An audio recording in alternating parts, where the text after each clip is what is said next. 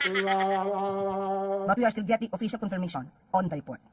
At para po mabigyan tayo ng detalye, makakasama po natin si NBI Director Attorney Melvin Matibag at PNP Chief General Jose Melencio Natates Jr. Magandang umaga po sa inyo lahat. Uy, gusto pang tumayo. Huwag ka nang tumayo, diyan ka na lang. Tatayo ka pa, gusto mo pang sikat ka, ha? Diyan ka na lang, diyan ka na lang. Oh, mahirap pagkatiwalaan ito si Matibag eh. Oh, mahirap yung ganyan. Bihirang-bihira yung ganyan tao, may bigote sa noo. Castro, at magandang umaga po sa inyong lahat. Ay, ang galang, may mga po. Bakit kapag kaharap may media po ka nang po, pero kapag kayo mga taong bayan kaharap mo, minumura mo? Mabait ka naman pala eh, o banal na aso ka lang.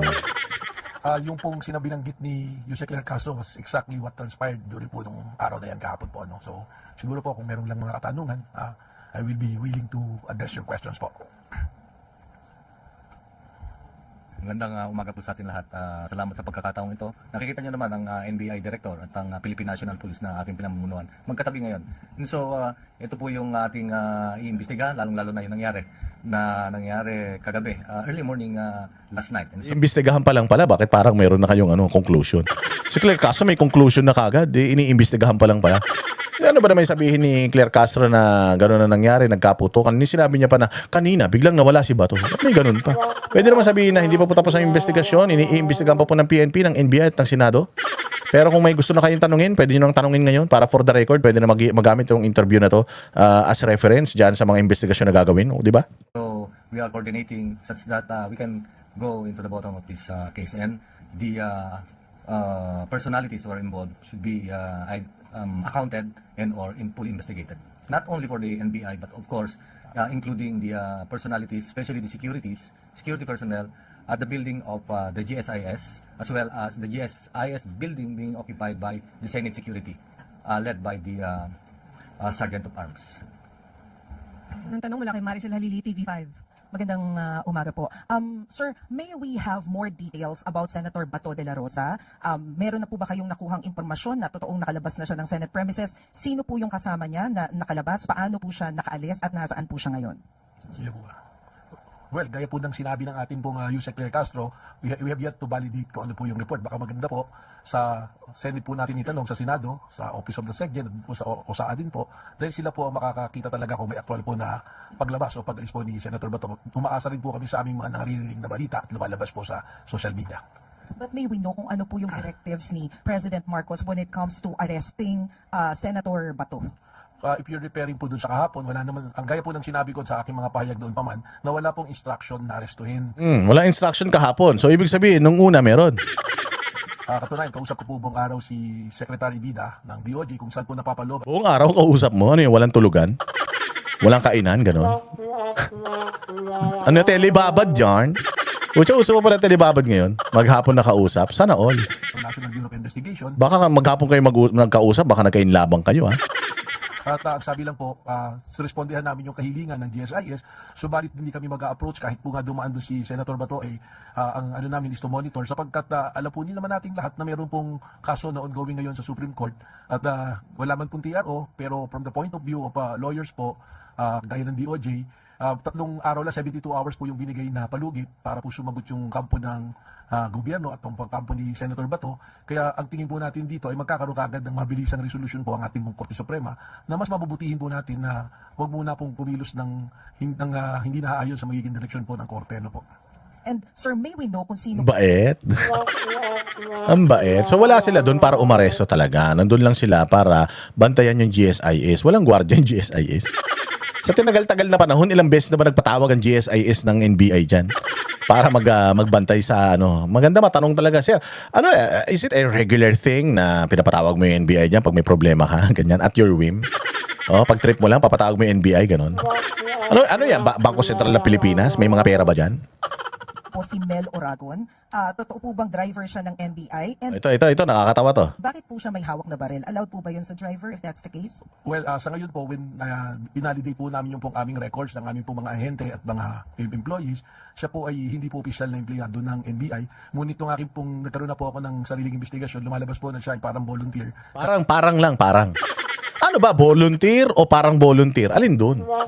Sir, director ka ng NBI, dapat specific. Volunteer ba siya? Parang volunteer, ganun. Yan palang NBI, parang ano, no? Yung Bureau of Fire Management. BFP. Bureau of Fire Protection. Oh, para pala siyang ganun. Para pala siyang bombero, no? May mga volunteer firefighters from Chinatown. Ganun. So dito may volunteer NBI. Uy, magbo-volunteer ako. Gusto ko din magisiga. Gusto ko magkaroon ng jacket na NBI. Gusto ko... Pucha, gusto ko magpulis nun. Buti hindi ako naging pulis. Pero okay yung mag-NBI. Sir, baka naman pwede. Gusto ko mag-volunteer. Oh, pwede naman pala yung volunteer dyan. Kala ko pa naman pagpapasok ka ng NBI, kailangan abogado ka, ganun.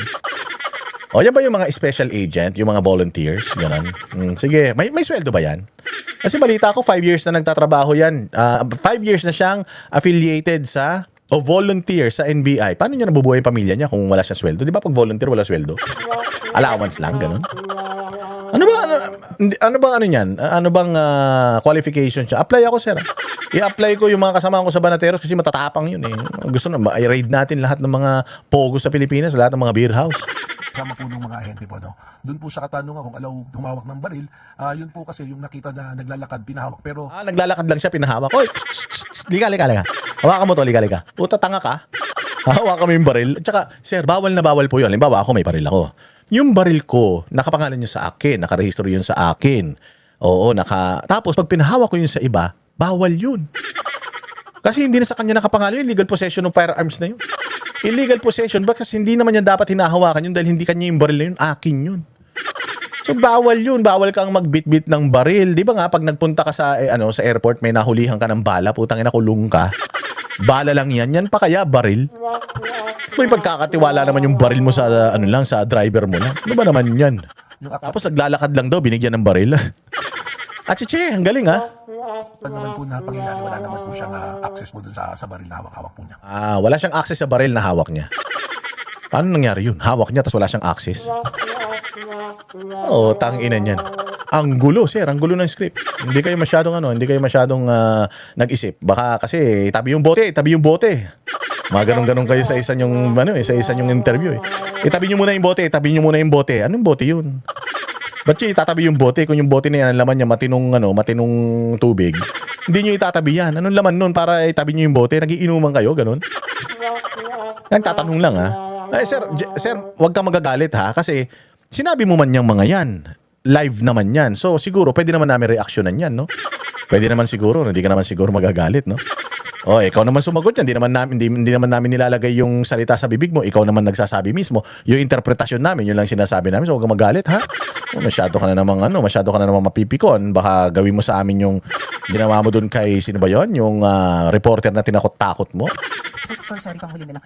So, kasama po siya nung mga as a driver nag-assist sa GSIS? As a driver po ng grupo po. Yun po yung report sa akin ng mga NBI. But officially, he is not a member or employee po ng National Bureau of Investigation. Driver lang. Volunteer. So parang ako, hoy mga sir, wala kayong driver? Ako na. Pag-drive ko kayo.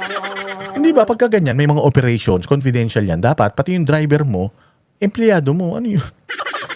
Pwede ba yun? Malacanang?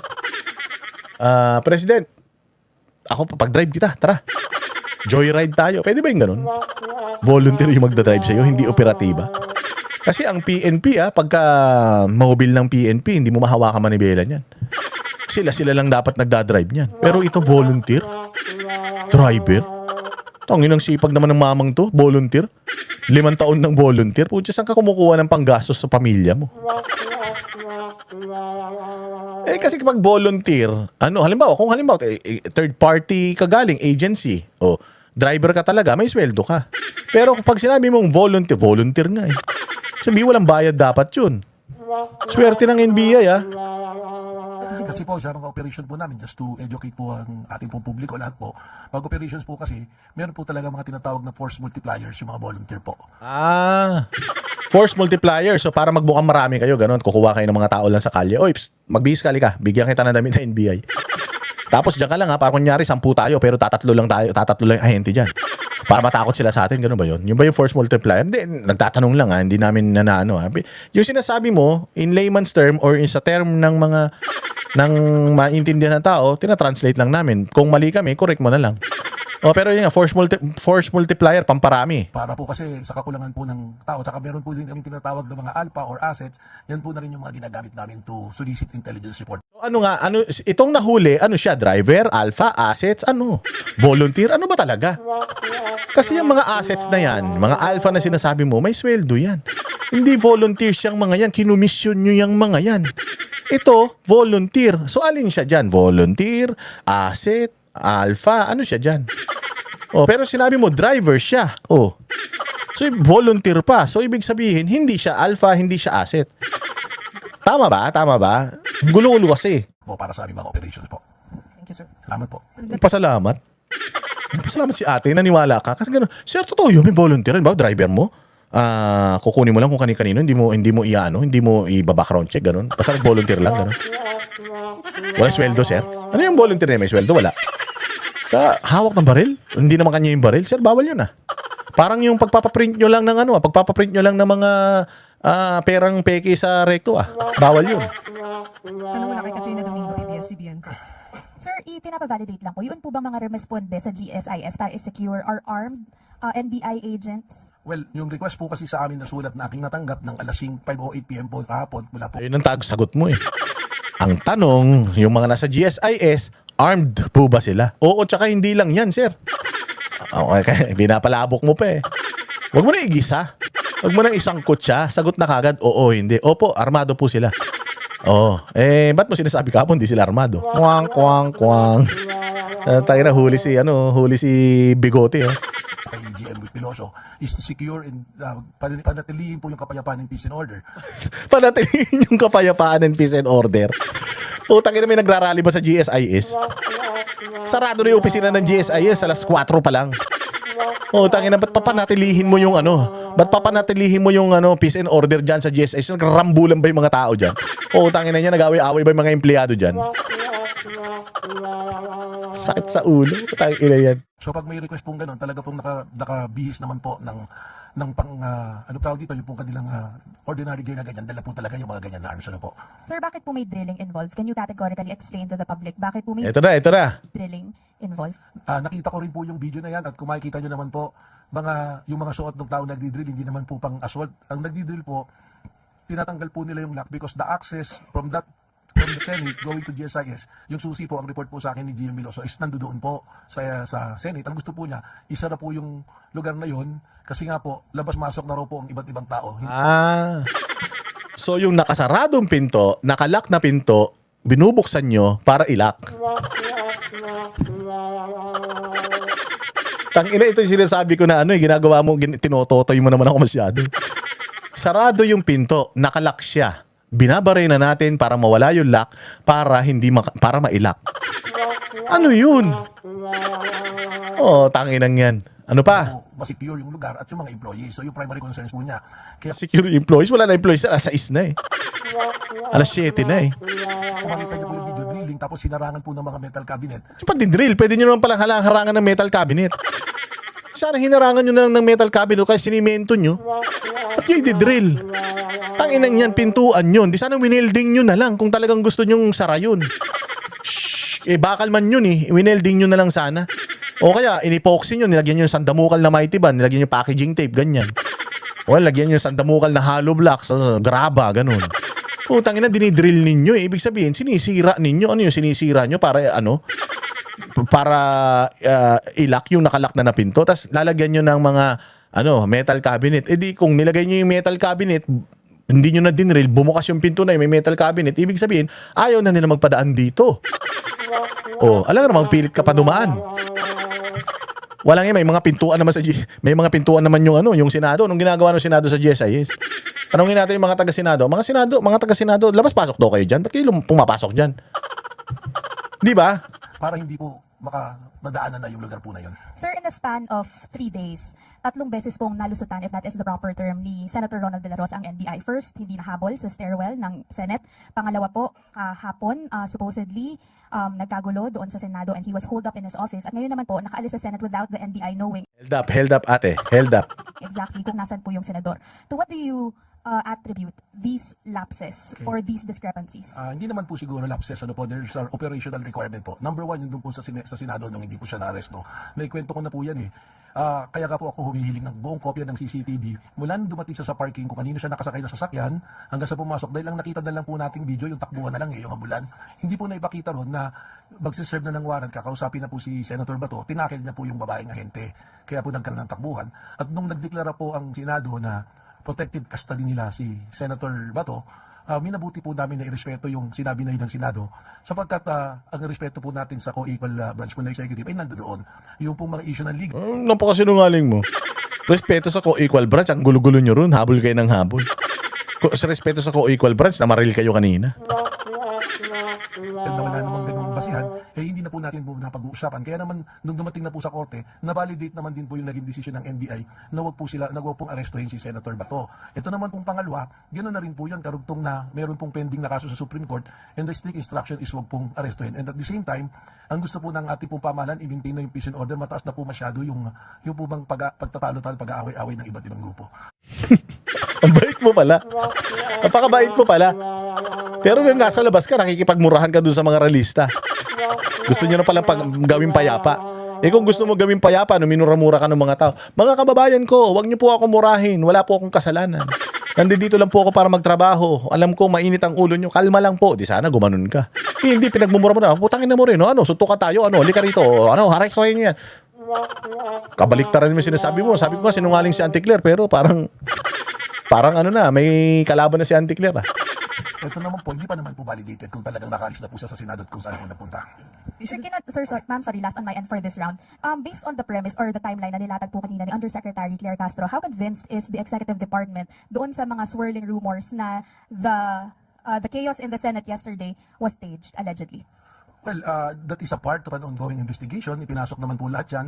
Sa ngayon po, magkatulong po ang NBI at ang PNP. Re-reviewin po natin yung mga footages kung may mga CCTV. Tignan mo kung staged Kung staged yan, pumutok si Osaa, pumutok sila. So kasama sila sa supporting cast, ganon. Hindi ba? Sabi mo, ako si NBI director, hindi yan staged kasi pinutokan kami, pumutok kami, hindi naman kami kasama dun. So hindi staged yan. Siguro misencounter, misunderstanding. Pero palagi ko naman, hindi naman staged yan. TV at we will use po yung atin po mga forensic capabilities para malaman po natin kung ano po talaga yung nangyari. Ano po. Sunod na tanong mula kay Ivan Mayrina, GMA. I address the question to the Chief PNP and the NBI Director. Sir, may we get a categorical answer related to sa tanong ni Katrina. Would you say that the incident at the Senate last night was staged for whatever reason? Kaya po nung sinabi ko, Sir Ivan, yan po ay bahagi pa ng ating ongoing investigation. Ang mapari lang po namin mailahad sa inyo, yung pong inilahad din ni Yusek Claire Castro na factual kung paano po nangyari. We'd rather not draw conclusion po sa isang ongoing investigation. But rest assured po that we have final result of the investigation ay papaalam po natin ito sa publiko. Tama po yun. On the part of the Philippine National Police, katulad nung sinabi ko kanina, papasalamat ako, nandito ang ating Director NBI. In as much as the Philippine National Police, siya po ang maglilid ng investigation dito. And of course, we need to account kung sino ang may armas or sino ang security forces nandun. Of course, meron tayong GSIS building security and nandiyan na rin ang NBI na were requested to beef up the security at that building. As well as we have the GSIS building being occupied by the Senate. So, tinitignan natin yon. The security are, meron po tayong USAA security, meron tayong PSPG to beef up the security ng USAA. Actually, nagdagdag pa nga ng 10. Plus security coming from the PSPG. These are the for VIPs, especially our senators. And security na uniform coming from the armed forces, particularly the Philippine Marines. So, one by one, we are accounting them. And accounting as well as the usual interview investigation. Nanguna na of course ang ating USAA and of course ang ating NBI nandito, and they will fully cooperate, especially in the usual investigation. And as of now, of course, there are about 20 personalities na nakita na, and it will be, these statements will be i-compare po natin sa mga ebidensya, like for example physical evidence and shells, the CIDG. And the result is ibibigay natin as soon as na matapos po. Sir, panghuli na lamang po. Lagi ho nababanggit na si Mr. Mau Aplasca, former Police General as well, ay mista ni Senator Bato. Bilang isang PM mayor din po, tapos hindi maiwasang mamalisyahan, ika nga, na ngayon po nare-report that Senator Bato is already out of the Senate premises.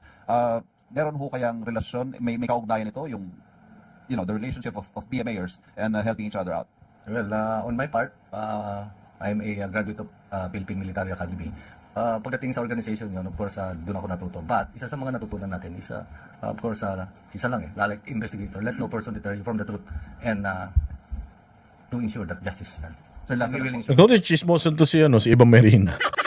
Magkamista lang, magsasabwatan. And besides, regardless, kung lumabas si Bato de la Rosa, karapatan niya yun. Wala man siyang kaso sa Pilipinas. Wala man siyang warrant sa Pilipinas. Di man siya nakapiit. Kasi kung inaresto siya ng NBI, dyan sa premise ng Senado using the ICC arrest warrant na hawak ni Trillanes, unlawful arrest yun. Why? Kasi nga, hindi naman dapat ino-honor ang ICC warrant hanggat hindi nagkakaroon ng judicial authority intervention. May proseso eh. May proseso po. So, hanggat hindi yung ICC na yan, nagpapunta ng Interpol, punta ng Transnational Crime Committee, eklat-eklat, tapos napunta na yan sa korte, at nag-reissue ang korte na kailangan ipadala si Bato de la Rosa sa ICC. Yun. O, pag hindi nag-evade ng lawful arrest si Bato noon. Pero hanggat wala yung proseso na yun, hindi na dadaanan yon, unlawful arrest yun. At if you are evading an unlawful arrest, that's preserving your life. Life preservation po yun. Unlawful. Ibig sabihin, hindi ka dapat hulihin ito. Gusto ka nilang hulihin. Ano yan, mga tulisan?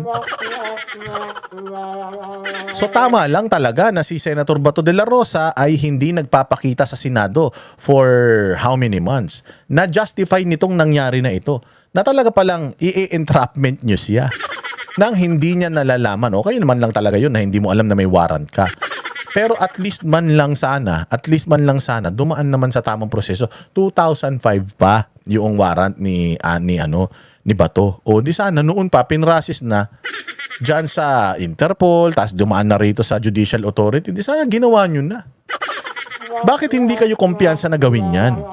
O kasi nga, delikado kayo. Pag dumaan kasi sa korte, matatalino man mga korte natin, baka hindi isuko ang soberanya ng isang tao sa banyaga. Kasi nga, gumagana naman ang korte. O, dumaan nga itong request na to, dumaan nga sa korte. So, ibig sabihin, ino-honor ng ICC yung jurisdiction natin.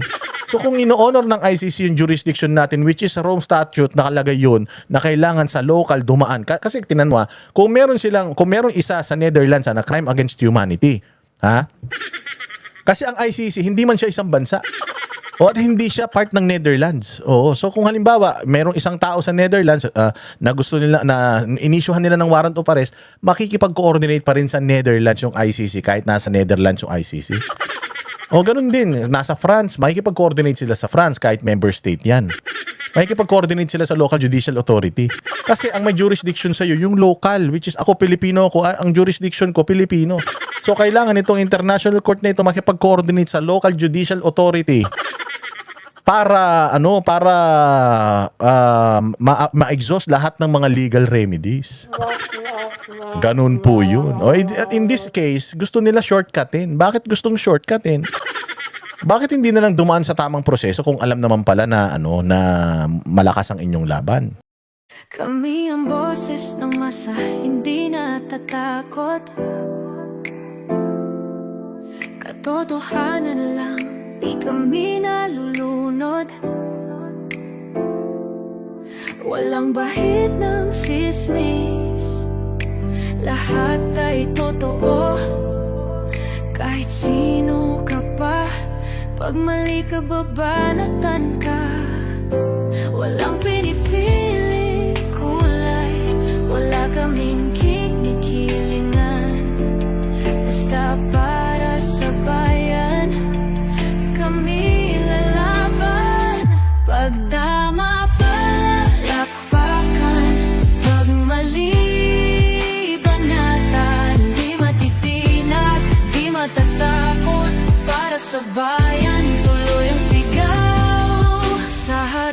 ng kamera, walang halong takot. Mga baluktot, lahat kayo'y tutumba. Ang hustisya at